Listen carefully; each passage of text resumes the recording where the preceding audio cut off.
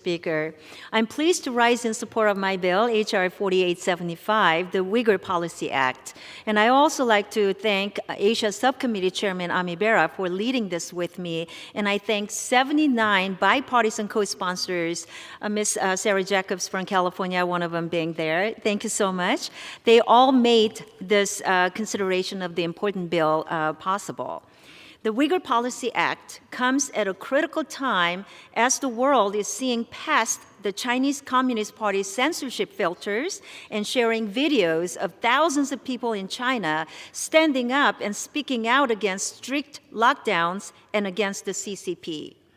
Since Xi Jinping solidified his rule during the Communist Party Congress last month, anti-lockdown protests have erupted all over China, including in Xinjiang, where at least 10 people under COVID lockdown were killed in an apartment fire with their doors locked from the outside. The people of China are waking up to the CCP's oppression and are demanding basic freedoms. Whether it is lockdown protesters in Shanghai or Uyghurs and other ethnic minorities in Xinjiang, the United States must show through words and through actions that we will have their backs in their fight against the CCP's tyranny.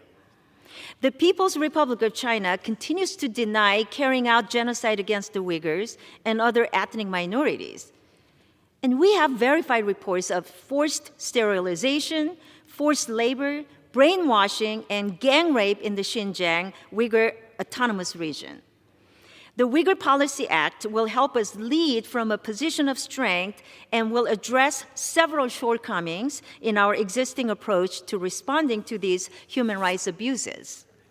It authorizes the State Department to appoint a special coordinator for Uyghur issues, which will consolidate the State Department's diplomatic strategy to ensure that department-wide resources being used to respond to the Uyghur genocide are better coordinated. H.R. 4875 will also mandate Uyghur language instruction at the Foreign Service Institute and require the State Department to station a Uyghur fluent officer at Mission China locations.